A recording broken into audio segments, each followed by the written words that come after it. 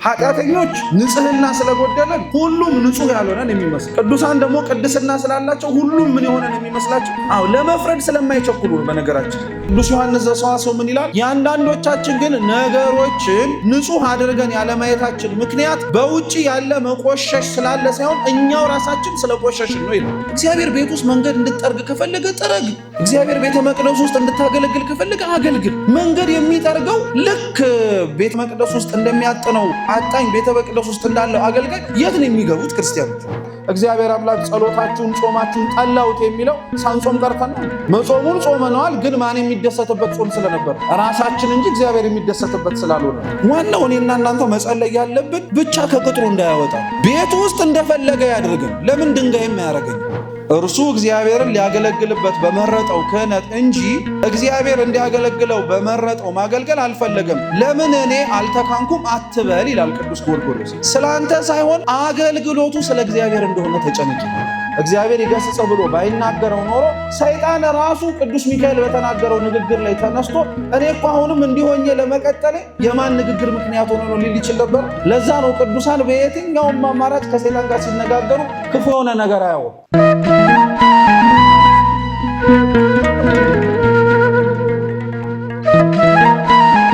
ተመሳሳይ የበረሃ አባቶቻችን ታሪክ ላይ ይገኛል። ቅዱስ አትናቴዎስ ለዚህ ምስክር ነው። ቅዱስ አትናቴዎስ ሐዋርያዊው ከዕለታት አንድ ቀን ይላል ታሪኩ ላይ በጣም ትዕቢት ፈተነው። ጳጳስ ነው፣ ቅዱስ ነው፣ አርዮስን ያወገዘ ነው፣ በቅድስና በጣም የሚመላለስ ነው፣ ከእግዚአብሔር ጋር ክብር አለው እና ማን ከኔ በላይ ማለት ጀመረ። እውነት ለመናገር እንደዛ ቢልም እንደው አልፎ እንናገረው እንጂ አይፈረድበትም። ማለት በጣም ሁሉ ነገሩ ሙሉ ነው ቅዱስ አትናቴዎስ ማለት ንጽህናም አለው ቅድስና። አሁን ሰው እውቀት ኖሮት ቅድስና ላይ ኖረው ይችላል። ቅድስና ኖሮት ደግሞ እውቀት የለውም አንልም፣ ግን ስጋዊ ደማዊ የሆነ እውቀት ላይ ኖረው ይችላል። እየሰማችሁ ነው። ቅዱስ አትናቴዎስ ግን ምንም የጎደለበት አይደለም፣ ሁሉም ነገር አለ። የቤተ ክርስቲያኒቷ የቁንጮ ኃላፊነት ላይ እንኳን የእስክንድርያ ፓትርያርክ ሆኖ ነው የተቀመጠውና ማን ከኔ በላይ የሚል የትዕቢት መንፈስ ውልብ አለበት እና ያንን የትዕቢት መንፈሱን እግዚአብሔር ጥሎ እንዳይጥለው ስለፈለገ ወደ በረሃው ጥልቅ እንዲገባ አስገደደው ይላል እና ወደ በረሃው ጥልቅ ቅዱስ አትናቴዎስ ሲራመድ አንድ ከሩቅ የሆነ ብቻውን የቆመ ሰው አየ። እንጦንስ ነው እና ቅዱስ እንጦንስ ብቻውን ቆሞ ተመለከተ እና ሲያየው ምትሃት መሰለው። ያው ሰይጣን ሰው መስሎ ቆሞ ማለት ነው እና በጣም ተጨነቀ። ቀርቦ የእግዚአብሔርን ሰላም ሲያደርስለት እርሱም የእግዚአብሔርን ሰላም ሲመልስለት በትዕምርተ መስቀልም ሲያማትብ ሳየው እንግዲህ ከዚህ በኋላ ምን ላይሆን ይችላል ብሎ ደመደመ። ስለዚህ መነጋገር ጀመሩ። ማን አለው? እንጦንስ ነኝ አለው። መቼ ነው እዚህ የመጣው አለው። ከ60 ዓመት በላይ ቆይቻለሁ። ሰው ሳላይ ፊት ሳልመለከት ምን እየበላ እግዚአብሔር የሰጠኝን፣ ምን እየጠጣ እግዚአብሔር የሰጠኝን፣ ምንም ነገር የሚያደርገው ነገር የለም። ሙሉ በሙሉ ጊዜውን ለማን ሰጥቶ ነው እንጦንስ ሲኖር የነበር? እና ትዕቢቱን እግዚአብሔር አምላክ እንዲተው ያደረገው አትናቴዎስን መክሮት አስተምሮት ገስጾት ብቻ ሳይሆን በቅድስና ከሱ የተሻለ በረሃ ውስጥ የሚኖር ሌላ ሰው አሳይቶት። እየሰማችሁ ነው። አሁን ለምሳሌ ሌላ ሰው ቢሆን ኖሮ ቅዱስ አትናቴዎስ ይሄን አይቶ ተማረ። ከዛ በኋላ በነገራችን ላይ ለእንጦንስ የነበረው ፍቅር አትናቴዎስ የተለየ ነበር። ታሪኩን ገድሉን ራሱ የጻፈለት የእንጦንስን አትናቴዎስ ሐዋርያዊ እና መጨረሻ ላይ ራሱ አባታችን እንጦንስ ሲያንቀላፋ የእንጦንስ አድርጎት ይኖረው የነበረው የግመል ጠጉር ይኮሰኩስ የነበረ ልብስ ነበር እና ለአትናቴዎስ ገጸ በረከት የሆነው ዘንድ ተሰጠ እና ቅዱስ አትናቴዎስ ያችን ልብስ ከለበሰበት ጊዜ አንስቶ ወይም ያችን ልብስ ልክ ስትሰጠው ዘወትር በክብር ያደርገው ከነበረው ከልብሰ ጵጵስና ውስጥ ያደርጋት ነበር እንድትኮሰኩሰው የእንጦንስ በረከት እንዲያድርበት። በሁላችን የቅዱስ እንጦንስ በረከት ይደርብን። ስለዚህ ቅዱስ እንጦንስ የቅዱስ አትናቴዎስን ለአፍታም ብትሆን ተፈጥራበት የነበረችውን የትዕቢት ህሊናውን ምን አድርጋለታለች? እንድትጠፋ ምክንያት ሆናለታለች። እየሰማችሁ ነው። ቅዱስ እንጦንስ የነበረውን ህይወት አይቶ ለመማር ግን የአትናቴዎስ ምን መሆን ተጠብቆበት ነበር? ቅዱስ መሆን፣ ንጹህ መሆን ተጠብቆበት ነበር። ሌላ ቅዱስ አትናቴዎስን ያልመሰለ ኃጢአተኛ እንጦንስን አይቶት ቢሆን ኖሮ ግን ይሄው እንደኔ በረሃ ለበረሃ የሚንከራተት ኃጢአተኛ ተገኘን የሚሉ ገብቷቸዋል ላይ የአይንህ ንጽህና፣ የልብህ ንጽህና፣ የውስጥ የነፍስ ቅድስና ሌላውንም ነገር እንዴት አድርገህ ልታይ እንደምትችል ራሱ በደንብ ምክንያት አለ እና ለዛ ነው ንጹህ ያልሆነ ሰው በሙሉ በዙሪያው ያለውን በሙሉ ምን አይመስለው ንጹህ አይመስለውም። ስለዚህ የአንዳንዶቻችን እንደዚህ መሆን የምናየው ነገር በሙሉ ለምን ንጹህ አይመስለንም? ለምን ንጹህ ሳይሆን መስሎ ይታየናል ስንል አባቶቻችን ስለ ሁለት ምክንያት ነው ይላሉ። እየሰማችሁ ነው? ስለ ሁለት ምክንያት ነው። አንዳንዶቻችን ንጹህ ሳይሆን ሌሎች ነገሮች የሚመለከቱን በውጭ ከሚመጣ ተጽዕኖ ነው ይላሉ። ለምሳሌ ውጩ ያቆሸሸውን ነገር አንተም ምን ሆኖ ልታየው ግድ ሊልህ ይችላል። እንዴ የቆሸሸው ጎበዞች በጣም ቀላል እኮ ውጩ ሳይቆሽሽ ወይም ውጩ ቆሽሾ ሌላ ሰው ያሳየህን ነገር አንተም ምን አድርገህ ነው ልትመለከተው የምችል? ከዛ ግን የሚገርማችሁ ቅዱስ ዮሐንስ ዘሰዋስው ምን ይላል? የአንዳንዶቻችን ግን ነገሮችን ንጹህ አድርገን ያለማየታችን ምክንያት በውጭ ያለ መቆሸሽ ስላለ ሳይሆን እኛው ራሳችን ስለቆሸሽን ነው ይላል። የኛው የራሳችን መቆሸሽ ሌሎቹንም ነገሮች ምን አድርገን እንድናይ ያስገድደናል? እንደ ቆሸሹ እኛ ኃጢአተኛ ስለሆን በሌላ አገላለጽ ምን ሆነው እንዲታዩን ማለት ነው። በጣም ጥሩ። ለምሳሌ ልስጣችሁ።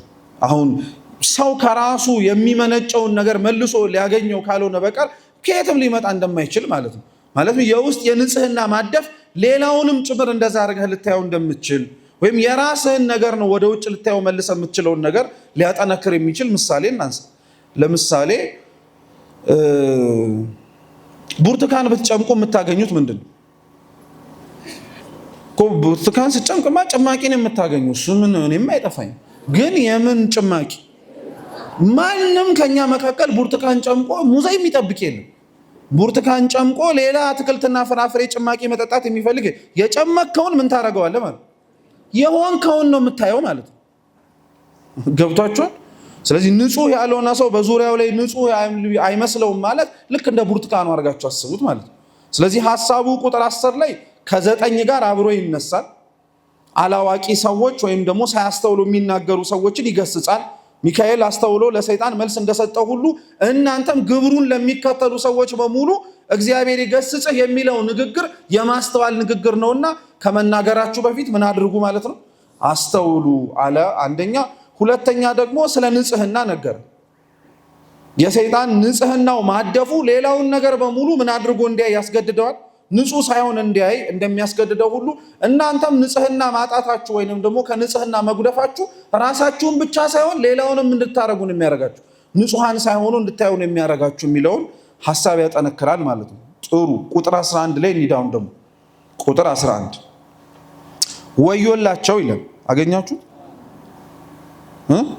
ወዮላቸው በቃየል መንገድ ሄደዋልና በበለዓም የዓመፅ ዋጋም ተቃጥለዋልና በቆሬና በወገኖቹም ክህደት ምን አድርገዋል? ጠፍተዋልና ይላል ቁጥር 11። ስለዚህ ሰው ከእግዚአብሔር መራቁን አሁን እያነሳ ያለ ከዚህ በፊት በነበረን ክፍለ ጊዜ የምታስታውሱ ከሆነ ያነሳናቸው 3 ታሪኮች ነበሯል። ትዝ ይላችሁ? የባለፈውም ጊዜ ልክ ቅዱስ ይሁዳ የሆነ ነጥብ ያነሳና ማስተሳሰሪያ እንዲሆነው ማስታወሻ እንዲሆን ምሳሌዎች ያነሳ። ትዝ አላችሁ አይደል? አሁንም ድጋሚ ያነሳ። ባለፈውም 3 ነው ያነሳ። ባለፈው ያነሳቸው 3ቱ ትዝ የሚላችሁ ከሆነ የመጀመሪያዎቹ ክፍለ ጊዜዎች ላይ ያየናቸው ሰዶምና ጎሞራ በዙሪያቸው የነበሩ ከተሞች ብሎ ስለ ሰዶምና ስለ ጎሞራ አስታወሳችሁ? መላእክት በዘላለም እስራት ብለው ስለወደቁት መላእክት 2 ትዝ አላችሁ? ሶስተኛው ደግሞ በግብፅ ስለነበሩት ምኖች ህዝበ እስራኤል አንስቶ ነበር። 3 ምሳሌ ላነሳው ሐሳብ ባለፈው እንዳጠነከረበት ሁሉ አሁንም ድጋሚ አስተውሎ ስለመናገር፣ ንጽህናን ስለመጠበቅ፣ ለእግዚአብሔር ስለመታዘዝና ስለመገዛት በ9ና በ10 ላነሳቸው ነጥቦች ቁጥር 11 ላይ ስንት ሰዎችን ድጋሚ አመጣ? 3 ሰዎችን አመጣ። የመጀመሪያ ያመጣው እነማንን? ቃየልን አመጣ። ሁለተኛ ማስታወሻ ለምትይዙት እንዲረዳችሁ ነው። ሁለተኛ ማንን? በለዓምን። ሶስተኛ ቆሬና ወገኖቹ ብሎ ያነሳቸው ማለት ነው። 3ቱም ውስጥ የምንማራቸው የሚነሱ ቁም ነገሮች አሉ። የአቤልና የቃየል ታሪክ ሲነሳ ብዙ ጊዜ ላይ ትዝ የሚለን ነጥቦች መካከል ዘፍጥረት 4 ላይ ያለ ታሪክ ነው። መስዋዕት ማቅረብ ነው አይደለም? አባታቸው አዳምም ለእግዚአብሔር መስዋዕትን ያቀርቡ ዘንድ ለሁለቱ ልጆቹ አዘዛቸው። ሁለቱ ልጆቹ የሆኑት አቤልና ቃየል እንዳላቸው ለእግዚአብሔር መስዋዕት አቀረቡ። አቤል በአርብቶ አደርነት እንስሳትን በማርባት ይተዳደር ስለነበረ በግን፣ ቃየል በምን ይተዳደር ነበር? ገበሬ ነበርና በግብርና የሚተዳደርበትን ስንዴውን ይዞ ለማን አቀረቡ? ለእግዚአብሔር አቀረቡ። ለእግዚአብሔር ካቀረቡት መስዋዕት ግን እግዚአብሔር የተቀበለው የትኛውን ነው? የአቤልን። ለምንድን ነው የአቤልን መስዋዕት የተቀበሉ? አንደኛ ንጹህ ስለሆነ ተጨንቆ ስላቀረበው ማለት ነው። ሁለተኛ ንጹህ ሆኖ ስላቀረበው መስዋዕቱ ንጹህ ስለሆነ ማለት ነው። ሁለተኛ ሌላ ምን ምክንያት? ራሱን ምን አድርጎት? ራሱን ስለጨመረ፣ ልቡን ስለተመለከተለት። ልክ ነው።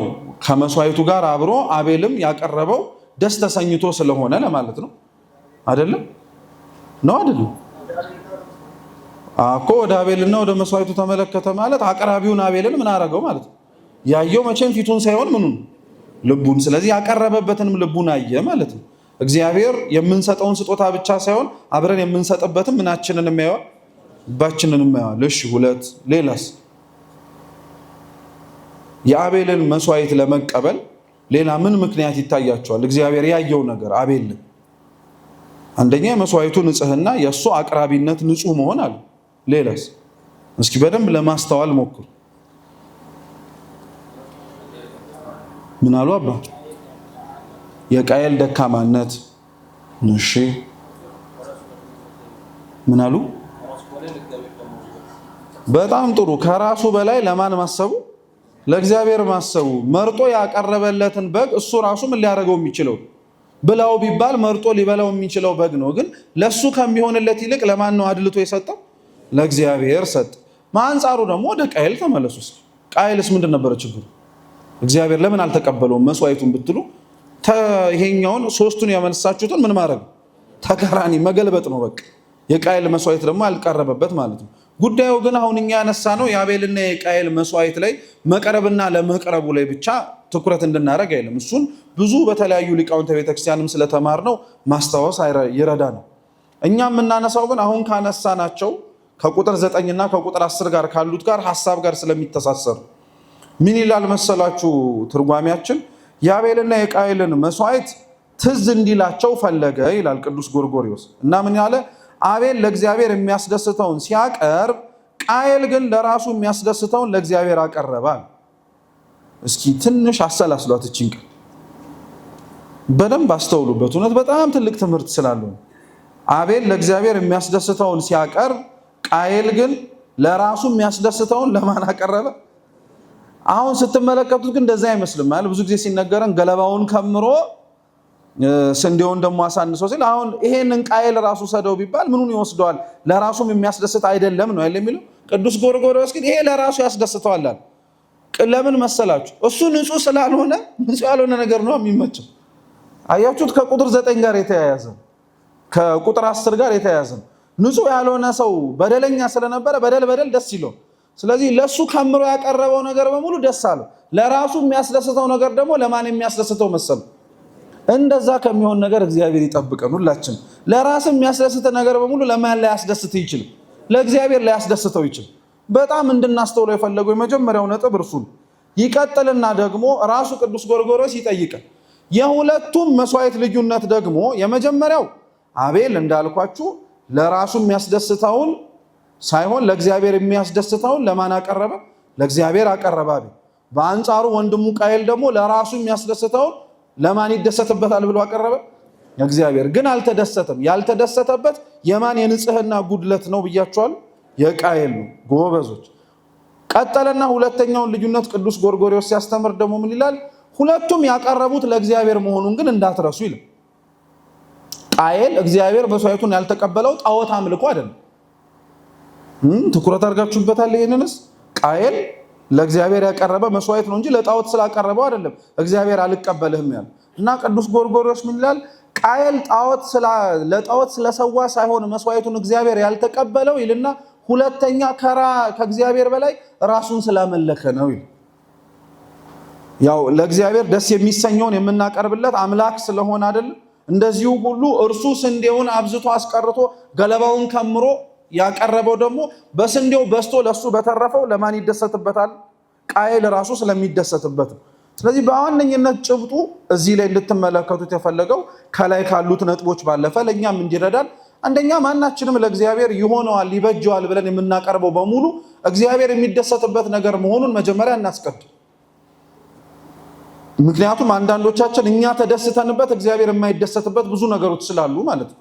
ይሄ በጣም ግልጽ ነው። አብዛኛው ስርዓት አምልኮታችን ላይ የሚደረጉ መንፈሳዊ ስነ ስርዓቶች መከበር አለባቸው የምንለው ከኛ ደስታ ይልቅ የማን ደስታ መቅደም ስላለበት፣ በቃ ይሄ ምንም የማንደራደርበት ነገር። በእግዚአብሔር ደስታ ክርስቲያን ሊደሰት ይችላል እንጂ የራሱን ደስታ እግዚአብሔር እንዲደሰትበት አያስገድድም። ላያስደስተው ይችላል ለእግዚአብሔር። ይሄ ግልጽ ነው፣ በደንብ ማወቅ አለብን። ለዛ ነው የነቢያቱ መጽሐፍት ላይ ስለ ጾም፣ ስለ ጸሎት፣ ስለ ስግደት ሲናገር እግዚአብሔር አምላክ ጸሎታችሁን፣ ጾማችሁን ጠላውት የሚለው ሳንጾም ቀርተን ነው። መጾሙን ጾመነዋል፣ ግን ማን የሚደሰትበት ጾም ስለነበር ራሳችን እንጂ እግዚአብሔር የሚደሰትበት ስላልሆነ። ስለዚህ ለእግዚአብሔር መደሰት የመጀመሪያ ቅድሚያ መስጠት የሚጠበቅብን ነገር እንደሆነ አንድ እዚህ ላይ እንድንማረው ነው። ሁለተኛው እንድትማሩት የሚያስፈልገው ደግሞ ቃየል ጣዖት አምልኮ ሳይሆን እግዚአብሔር መስዋዕቱን ያልተቀበለው ከእግዚአብሔር በላይ ማንን ስላስበለጠ ነው? ራሱን። ከእግዚአብሔር ፊት ራሳችንን እናስበልጥ ማለት ነው። ራስህን አታምልከው ማለት ነው። ለራስህ የሚያስደስትህን ነገር በማድረግ ውስጥ ለእግዚአብሔር የሚያሳዝነውን ወይም የሚያስፈልገውንም ነገርም ጭምር አታጉድልበት ማለት ነው። ግልጽ ነው? ገብቷችኋል? አንደኛው ከቁጥር 10 ጋር ተያይዞ የመጣው ሐሳብ በቃየል እሱ ነው። ሁለተኛ ያነሳው በለዓምን ነው። ኦሪት ዘኍልቍ ምዕራፍ 22 ከቁጥር 4 እስከ 41 ድረስ ተጽፎ የሚገኝ ታሪክ ነው። ይሄ ታሪክ እንደምታውቁት ቅድምም ነግሬያችኋለሁ። ትላንትና ያከበርነው የቅዱስ ሚካኤል ክብረ በዓል ጋር አብሮ የተያያዘ ነው። በለዓም ሀብተ መርገም ነበረው። ገንዘብ ተቀብሎ ሊረግም ነበር የሄደው። ታሪኩን ቤታችሁ ገብታችሁ ስታነቡት በለዓም ራሱ ያው ገንዘብ ተቀብሎ ነው አይደለ ልርገም ብሎ ሲወጣ ነበር አይደለ? እና ታሪኩን ስታስታውሱ ወይንም ደግሞ ሲነበብ ሰምታችሁም ከሆነ በለዓም በጣም ክፉ ምክሮችን ሲናገር ነበር እና እስራኤልና እግዚአብሔርን ለማራራቅ መርገም ብቻ ሳይሆን እነሱን ምን ማስመለክ ቀላል ነው እያለ ያወራንም። በቃ ጣዖት ካስመለካቸው ምን ያደርጋሉ? እግዚአብሔርም ይርቃቸዋል፣ እነሱም ከማን ጭምርም ይርቃሉ? ከእግዚአብሔርም ጭምር ይርቃሉ ይላል። እና ቅዱስ ጎርጎርዮስ ምን ይላል መሰላችሁ? አሁን ልክ እንደ ቅድሙ እንደ ቃየል ምሳሌ አንስቶ ስለ በለዓም እንዳስተማረው ሁሉ ምን ይላል? በለዓም ጥሩ ነቢይ ነበረ፣ ግን ገንዘብ ይወድ ነበረ። እሱ ግልጽ ነው ማናችሁም ስለምታዩ። ከዛ ይቀጥልና ራሱ ባይበድልም እግዚአብሔር ከሕዝቡ በደል ሲሰሩ እንደሚያርቃቸው በመናገሩ ግን ሌሎች እንዲበድሉ ምክንያት ሆናል። በለዓም ራሱ በደለኛ ላይሆን ይችላል እያለ ገንዘብ መውደዱ በደል ሳይሆን ቀርቶ አይደለም። የተሰጠውን ጸጋ ገንዘብ ተቀብሎ እግዚአብሔር የመረጣቸውንና በሰጠው ቃሉ እንዲፈጸምለት ባሳደረበት ሀብት ላይ መርቆ ሊያደርግላቸውና ሊሆንላቸው የሚችለውን ነገር ረግሞ ሊያስቀርባቸው እንደሚችል መሞከሩም በደል ሳይሆን ቀርቶ አይደለም። ትልቁ በደሉ ግን አለ ቅዱስ ጎርጎርዮስ ሲናገር ለሰው መበደል፣ ለሰው መውደቅ፣ ለሰው ለእግዚአብሔር መራቅ ግን ምን ለመሆን መነሳቱን ምክንያት መሆን ለመነሳቱ። እየሰማችሁ ገብቷችኋል? አሁን ለምሳሌ ተመሳሳይ ነው። ይሄን ቁጥር 9 ላይ ነው አምጥታችሁ የምትተኩት። ለምሳሌ ቅዱስ ሚካኤል ሰይጣንን ሲያነጋግረው እግዚአብሔር ይገስጽህ ከማለት ባለፈ የሆነውን መናገር አንድ ነገር ነው። እሱን ቢናገረው ኖሮ ብለው ሲታሰብ ይላል። እሱን እንደዛ ተናግሮት ቢሆን ኖሮ እግዚአብሔር ይገስጽህ ብሎ ባይናገረው ኖሮ ሰይጣን ራሱ ቅዱስ ሚካኤል በተናገረው ንግግር ላይ ተነስቶ እኔ እኮ አሁንም እንዲሆኜ ለመቀጠል የማን ንግግር ምክንያት ሆኖ ነው ሊል ይችል ነበር። ለዛ ነው ቅዱሳን በየትኛውም አማራጭ ከሰይጣን ጋር ሲነጋገሩ ክፉ የሆነ ነገር አያወሩ። ገብቷቸዋል። እኔ እንደዚህ ለመሆኔ ብመከር ብገሰጽ እንደዚህ እንኳን ሆኜ ለመቅረቴ ማናቸው ምክንያት ሆኖ እንዳይጠቁም ነው። ስለዚህ ለሰው ውድቀት ምክንያት መሆንን የመሰለ ትልቅ ኪሳራ የለም ማለት ነው። እሱን እንድትማሩበት ነው። ስለዚህ ራሳችሁ መውደቅ አንድ ነገር ነው። እኛ ራሳችንን ችለን መሳሳት አንድ ነገር ነው። ራስህን ችለህ ተሳስተህ ግን ሌላውንም አብረው እንዲሳሳት መንገድ መክፈትና ምክንያት መሆን የሚወድቁበትን መናገር ግን በለዓማዊ መሆን ማለት ነው። ሁለተኛው እሱ ነው። ሶስተኛው ቆሬ ነው። እስኪ ቆሬ በሉ እንጂ ቆሬ ነው። ቆሬ ደግሞ 16 ላይ ያለ ታሪክ ነው። ባጭሩ ቆሬ፣ ዳታን፣ አቤሮን ግብረአበሮቹ በሙሉ ተሰብስበው አመጽ ነው ያስነሱት። አመጻቸው ምንድነው? አሮን የሚያደርገውን እኛ ካላረግነው ነው። ቆሬና ግብረአበሮቹ የታሪካቸው ኦሪት ዘኍልቍ ላይ ሲናገር ከነገደ ሮቤልና ከነገደ ሌዊ ተለይተው የወጡ ናቸው። ያው እንደምታውቁት ሙሴና አሮን ወንድማማቾች ነበሩ። አሮን የክህነትን አገልግሎት ማገልገል እንዲችል እግዚአብሔር ሲመርጠው በሙሴ አማካኝነት ነው የመረጠው። ወንድምህ አሮንንም ለዚህ አገልግሎት መርጬዋለሁ ብሎ ማለት ነው። እና ለብዙሃኑ ለሕዝብ ይመስላቸው የነበረው ምን መሰላችሁ? እግዚአብሔር አሮንን የመረጠው ሳይሆን ወንድሙ ስለሆነ ሙሴ ማንን የመረጠው ነው የሚመስላቸው? አሮንን የመረጠው ነው የሚመስላቸው። እና ቆሬና ግብረ አበሮቹ ተሰበሰቡና የእናንተ አገዛዝ ይበቃናል አሉ። ሲጀመር ሙሴ ልግዛችሁ ብሎ አይደለም የመጣው። እሱ እረኛ ነበረ፣ ሰላማዊ እረኛ። ራሱ እግዚአብሔር ነው ጠርቶ ገዢ ሁን ያለው። አሮንም ሰላማዊ ሰው ነበር፣ ራሱ እግዚአብሔር ነው ጠርቶ ወይም በሙሴ አማካኝነት ካህን እንድትሆነኝ ይፈልጋለሁ ያለው። እየሰማችሁ ነው። ለህዝቡ ግን ሲመለከተው እነሱ ፈልገው ራሳቸው እንደዚህ ሆኑ ነው የሚመስል። ስለዚህ የእናንተ አገዛዝ ይበቃናል፣ በእናንተ አገዛዝ ውስጥም ጭምር መቀጠል ስለማንፈልግ ምርጫ ይካሄድና እኛ የተለየነው ሰዎች እንመረጥ አሉ። ሙሴ በጣም በተደጋጋሚ ለመነ። ምርጫው ፈቃዱ የእግዚአብሔር ነው እንጂ የራሱ ጭምር እንዳሉን ማንም ሊሰማው አልቻለም። በመጨረሻ ሊሰሙት ያልቻሉት ቆሬና ግብረ አበሮቹ ወደ ውሳኔ ሄዱ። ምን ብለው ተማከሩ? ሙሴ አሮንን ከሾሞ መጀመሪያ ሙሴን እናውርደው አሉ። ያው መፈንቅለ መንግስት ነው በሌላ አማርኛ። ሙሴን እናውርደው አሉ። ሙሴ አሮንን ሾሞት ሙሴን ካወረድ ነው የተሾመው ሰው ማንን ስለሚሾም ማለት ነው። ያው የነሱን ሰው ያስቀምጡና የነሱ የተቀመጠው ሰው ደግሞ ሌላ ሰው ይሾማል ማለት ነው። ገብቷቸው ይሄ ታሪክ የሆነ ከሆኑ ዓመታት በፊት እኛ የኖርነው ታሪክ አይመስል ነው እኮ እኛ የኖርነው ታሪክ ነጸብራቅ። ከዛ በኋላ አመጽ አስነሱ። አመጽ ማስነሳታቸው ሳያንስ ደግሞ ተከፋፈሉ። ምን ግማሾቹ የእስራኤል ድንኳን ውስጥ ገብተው ህዝቡን ማሳመጽ ጀመሩ። ሙሴና አሮን አገዛዛቸው ይበቃናል ብለው ማለት ነው። ግማሾቹ ደግሞ እንደ አሮን ያለ የካህናት ልብሰ ተክህኖ ለብሰው ማዕጠንት ጽና አሰርተው መጡ። በጣም እኔ እውነቴን ነው የሚገርባችሁ፣ በጣም ነው የሚገርበኝ። ለምን መሰላችሁ? ምን ያክል እንደተዘጋጁበት ታውቃላችሁ? በዚህ አመቱን ሲያስነሱ የነበሩት ልብሱን አዘጋጅተው አልገባችሁ? ማዕጠንቱ ምኑን አዘጋጅተውት ጊዜ ነበር የሚጠብቁ የነበሩ። ልክ ጊዜዋ ስትነሳ ልብስ እናሰፋ ብለው ራሱ አልጠበቁም፣ አርገውት ነው የመጡት። ጽናውን ይዘው መጡና ቤተ መቅደስ ካልገባናል እንዲሁ ታሪካችንን ድጋሚ እኮ ነው ኖር ነው። እኛም እውነት ይዘው መጡ። ካላጠንን አሉ። ሙሴ አሁንም ድጋሚ ተውተዋል። አይሆንም አለ። እግዚአብሔር ራሱ ግን ምን አለ? ልብስ አድርገው የመጡትን ማዕጠንት ይዘው የመጡትን የአሮንንና የሌሎቹንም ልጆች ማዕጠንታቸውን ያጥኑ ተዋቸዋል። እግዚአብሔር መለየት ይችልበታል በደንብ አድርጎ።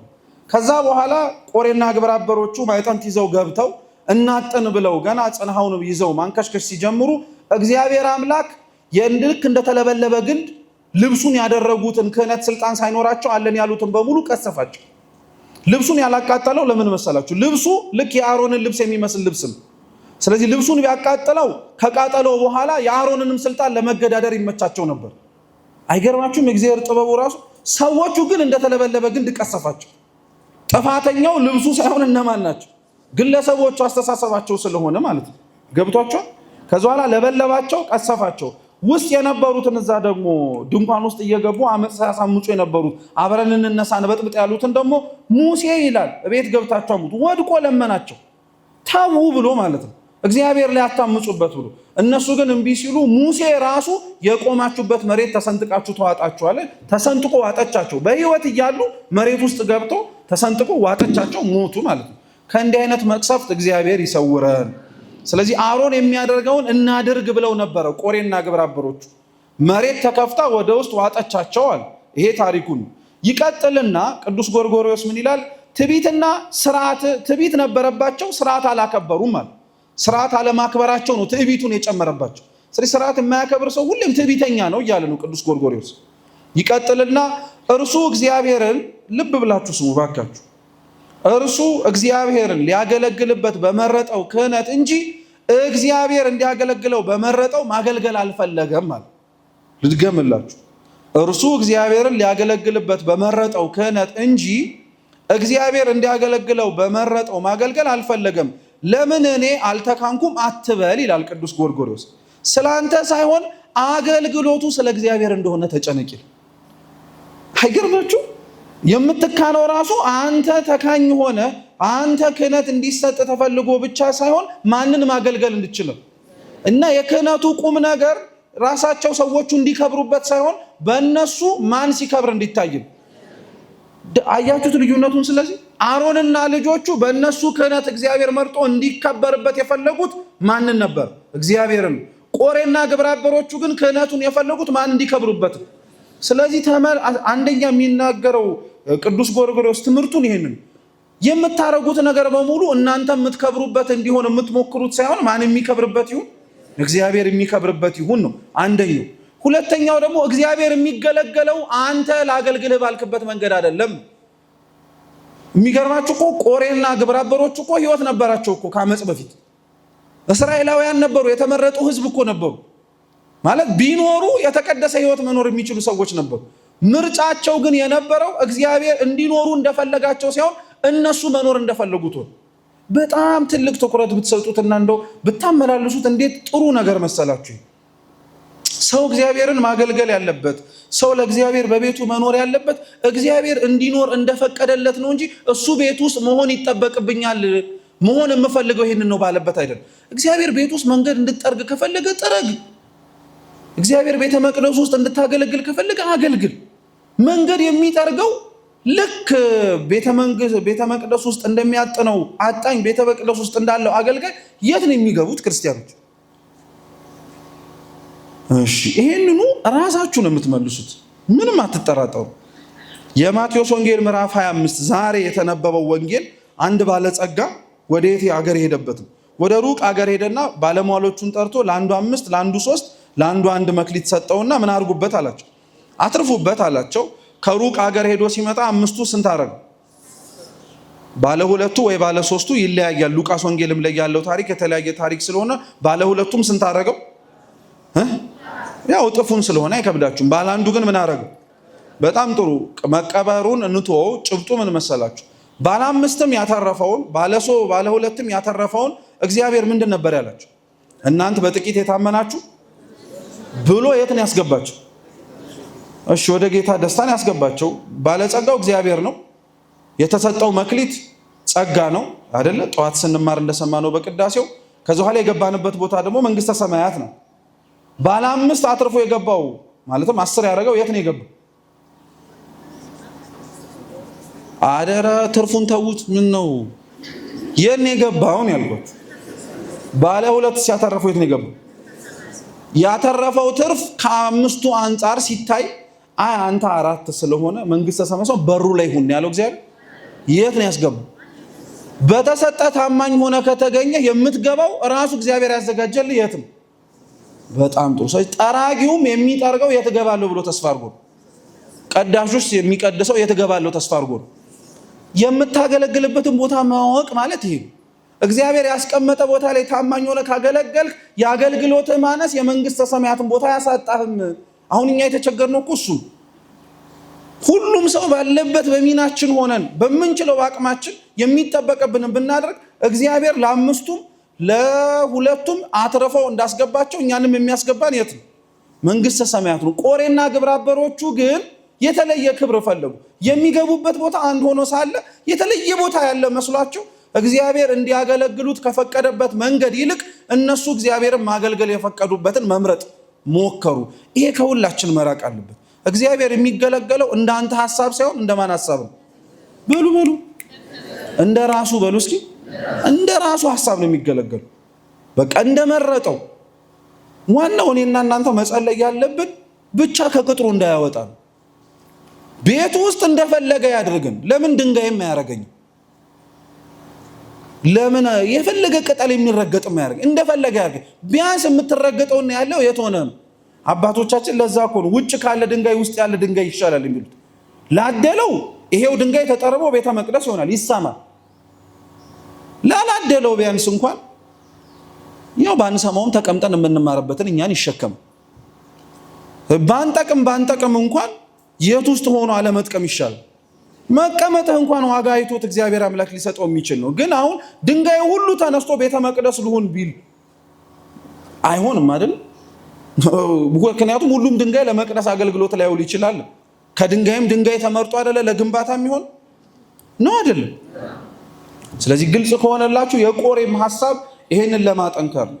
ስለዚህ ቅዱስ ይሁዳ በቆሬ በበለዓም እንዲሁም ደግሞ በመጀመሪያ ባነሳ ነው በቃየል ውስጥ በቁጥር 9 እና በቁጥር 10 ላይ ያነሳቸውን ስለ እግዚአብሔር ሊኖረን የሚገባው ስለ አገልግሎት ሊኖረን የሚገባውን ግንዛቤ አስተማረን ማለት ነው። ግልጽ ነው? ገብቷችኋል? ጥሩ። ቁጥር 12 ላይ ሂዱ። እነዚህ ከእናንተ ጋር ሲጋበዙ በፍቅር ግብዣችሁ እንደ እድፍ ናቸዋል። እንደረኞች ያለ ፍርሃት ራሳቸውን ይጠብቃሉ። በነፋስ የተወሰዱ ውሃ የሌለባቸው ደመናዎች ፍሬ የማያፈሩ ሁለት ጊዜ የሞቱ ከነስራቸው የተነቀሉ በበጋ የደረቁ ዛፎች ናቸው። የሚያነሳቸው ነጥቦች የመጀመሪያዎቹን ሶስቱን ሰዎች የሚያጠነክር ማለትም ቃየል፣ በለዓምና ቆሬና ግብረአበሮቹ ምን ያመሳስላቸዋል ቢባል አንደኛ በፍቅር ግብዣችሁ ላይ እነዚህ ሰዎች ምንድን ናቸዋል?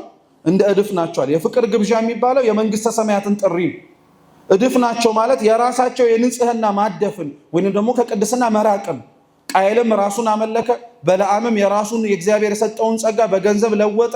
ቆሬና ግብረአበሮቹም እግዚአብሔር እንዲያገለግሉት ከመረጣቸው ይልቅ እነሱም አገልገል የመረጡበትን መረጡ። ይሄ ንጽህናን ማጣፍ ነው። በፍቅር ነበር የተጠሩት። ቃየልም የተጠራው መስዋዕት እንዲያቀርብ ነው።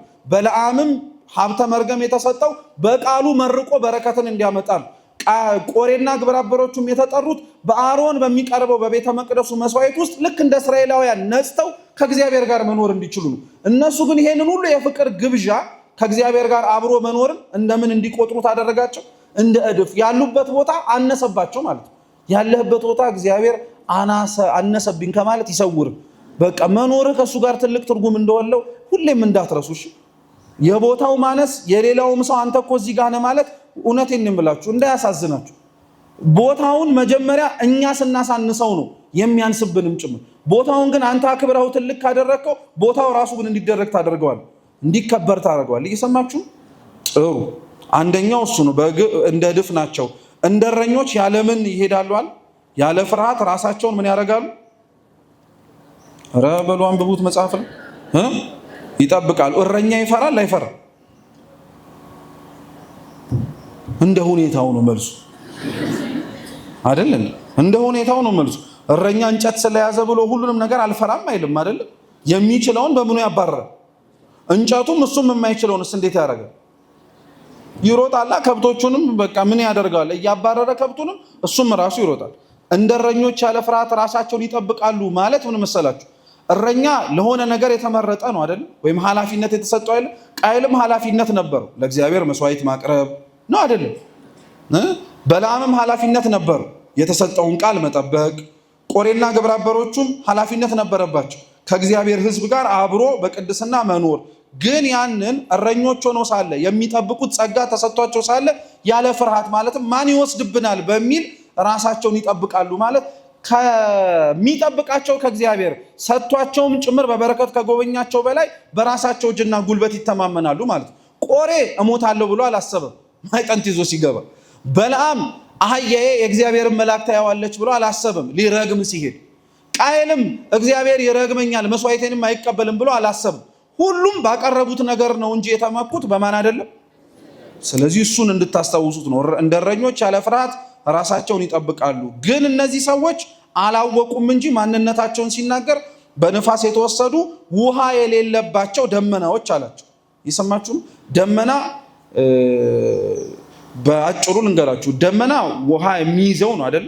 ሁሉም ደመና ግን ውሃ እንደማይይዝ ታውቃላችኋል? አታውቁም? አሁን ለምሳሌ ደመና ውሃ ሲይዝ ይጠቁራል። ለዛ ነው ልክ ዝናብ ሲዘንብ ሰማዩ ምን ያደርጋል? ደመና ውሃ ሲይዝ ይጠቁራል አልኳችሁ። ሰማዩ ሊዘንብ ሲል ምን ያደርጋል? ሰማዩ የጠቆረው ደመናው ምን ስለደረገ ነው? ደመናው ጋርዶት ውሃ ስላቆረ ነው አይደል? ነገር ግን አሁን በጋ ላይ ደመና የለም አለ፣ ግን ቀለሙ ምንድን ነው? ምን አልቋጠረም ማለት በቃ። ስለዚህ በነፋስ የተወሰዱ ውሃ የሌለባቸው ደመናዎች ማለት በጋ ላይ ያለው ደመና ምንም ቢከማች ውሃ ስለሌለው ነፋስ ምን ያደርገዋል?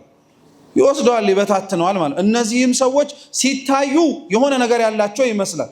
ነገር ግን ነፋስ የተባለ የእግዚአብሔር ፍትህ ግን ሲመጣ፣ የእሱ ፈራጅነትና ወሳኝነት ግን ሲመጣ ምን ያደርጋሉ? ይሄዳሉ። ቃየልም ሄደ፣ በለዓምም ሄደ፣ ቆሬና ግብረአበሮቹም እንደሄዱት ማለት ነው። ፍሬ አልባ ዝናብ አልባ ደመና ከመሆን እግዚአብሔር ይሰውረን። ፍሬ የማያፈሩ ሁለት ጊዜ የሞቱ ከነስራቸው የተነቀሉ በበጋ የደረቁ ዛፎች አሉ። ይሄ ዛፍ ላይ የሚያውጠነጥን ነው። ፍሬ የማያፈሩ ተተክለው ፍሬ ተጠብቆባቸው የሌለባቸው ለማለት ነው። ሁለት ጊዜ የሞቱ አለ። ሁለት ጊዜ ምን ያደረጉ? ለምሳሌ አንድ እጽዋት ከተተከለ በኋላ አቆጥቁጦ የሆነ ሰዓት ላይ ሊደርቅ ይችላል።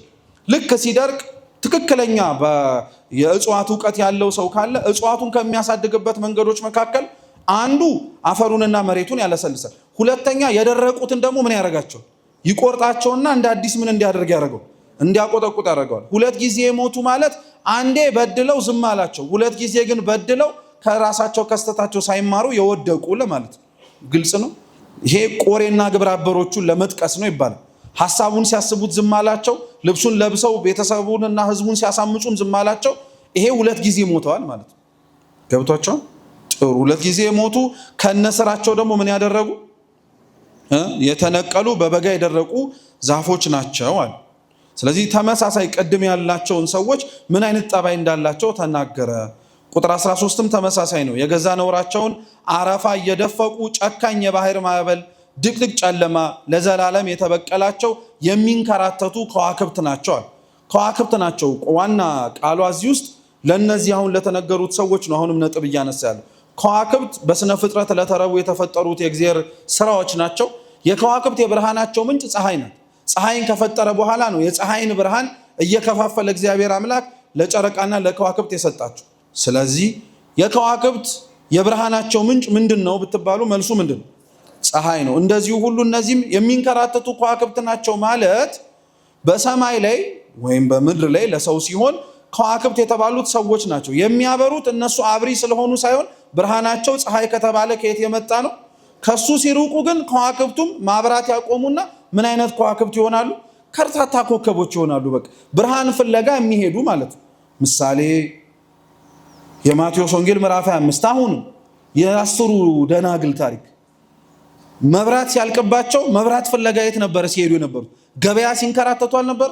የሚንከራተት ኮከብ ማለት ይሄ ያለውን አመጣጥኖ መኖር ያልቻለ ማለት ነው። የሙሽራው የክርስቶስ እመጣለሁ ብሎ መዘግየቱ ያዘናገው ከሙሽራው ከክርስቶስ ይቀርብልኛል ብሎ ይጠብቀው የነበረውን ምስጋናውን ተስፋ አድርጎ ገባበታለሁ ያለውን ሰርግ ቤት ሳይገባበት እምነቱም ተሟጦ ያለቀበት ምግባሩም ጭምር እግዚአብሔር ከሚያይለት ይልቅ ሰው እንዲያይለት የሚሞክር ማለት ነው። በነገራችን ላይ እርሱን ከርታታ ከዋክብት የሚያስብላቸው አምስቱን ሰነፍ ደናግላን እሱን ቅዱስ ጎርጎርዮስ ምን ይላል መሰላችሁ? እሳት አብርተው ሙሽራውን ይጠብቁ ነበር አለ። እየሰማችሁ ነው? እቺን ብለን እንጨርሳለን። ቁጥር 14 እና 15 ስለሌላ ታሪክ ስለሆነ ማለት ነው። ቅዱስ ጎርጎርዮስ ምን ይላል መሰላችሁ? ብርሃን አገልግሎቱ ሁለት ነው ይላል። አንደኛ የብርሃን አገልግሎቱ ጨለማን ማራቅ። ምንም ማራቅ? ጨለማን ማራቅ። ስለዚህ አሁን የአስሩ ደናግል ታሪክ ላይ ሲነበብ እንደሰማችሁት ሙሽራውን ይጠብቁት የነበረው መቼ? በኩለ ሌሊት ጨለማ ነው ማለት ነው። ስለዚህ ብርሃኑ የበራው ምንን ለማራቅ? ጎበዞች። ሁለተኛው ብርሃን ጨለማን ከማራቅ ባለፈ ደግሞ ብርሃን የበራበት ቦታ ላይ የሰው አይን ምን ያደርግ? ትኩረት ይስባል አይስብ? ድቅድቅ ከሆነ ጨለማ ጭላንጭል ብርሃን ስታዩ ትኩረታችሁ ወዴት ነው የሚሳብ?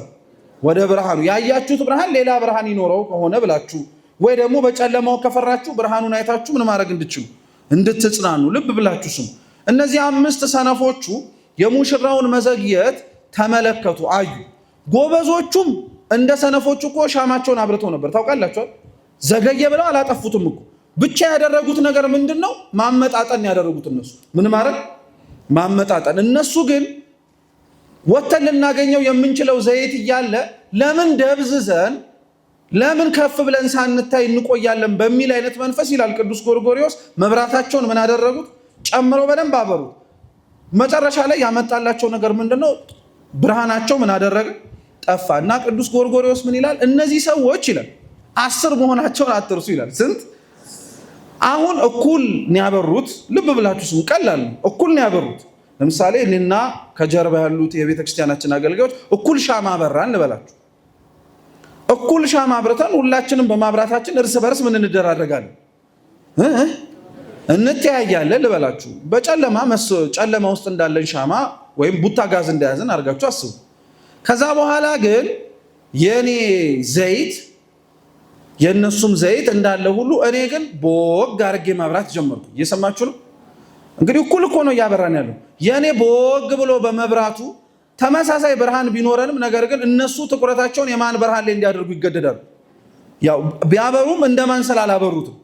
አሁን እንደዛ ስላችሁ እኔ ጥሩ እያደረኩኝ እንዳልመስላችሁ፣ እኔ ነው ጥፋተኛው። ለምን መሰላችሁ? እነሱ አገልጋዮቹ አብረውኝ እየኖሩ መብራት ቢያበሩ ምን እያደረጉ ነው ያበሩት? አመጣጥነው ነው እያበሩት ያሉት። እኔ ግን ቦግ አድርጌ እያበራው ያለሁትን ቅዱስ ጎርጎርዮስ ምን አድርጎ ይመስለዋል ማለት ነው?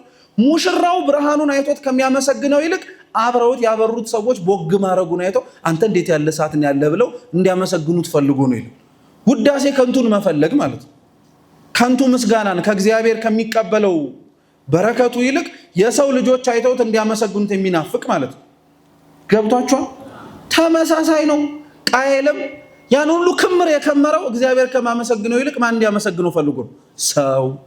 በለዓም ያንን ሀብተ መርገም ይዞ ገንዘብ ተሸክሞ ሊረግም ሄደው እግዚአብሔር ከሚመርቀው ይልቅ ማንን እንዲያከብረው ፈልጎ ነው? ኧረ በሉ ምን ነው ፈራችሁ? እንኖረው የለ እንዴ? ለሰው። ተመሳሳይ ቆሬና ግብረ አበሮቹም ቤተ መቅደስ ገብተን ካላጠንን እያሉ ሲበጠብጡ የነበሩት ለማን ጥቅም ብለው? ለሰው። ስለዚህ ለሰው ብልሃት ኑር ማለት ነው ጭብጡ። ገብቷቸው? ለሰው አይደለም። ብርሃንህን ቆጥበው እየተባልክ ነው። እምነትህን ምግባርህን አይቶ ዋጋ ሊሰጥህ የሚችለው የሰው አንደበት ሳይሆን ብድራትን በሰማይ የሚከፍለው ማን ነው? የሰማነውን በልቡናችን ሰሌዳ ይጻፍልን።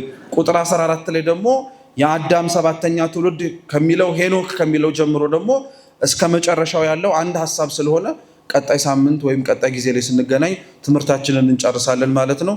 የሰማነውን በልቡናችን ሰሌዳ ይጻፍልን። አምላካችን የሰማነውን ለመኖር ይርዳን። ወስብሐት ለእግዚአብሔር።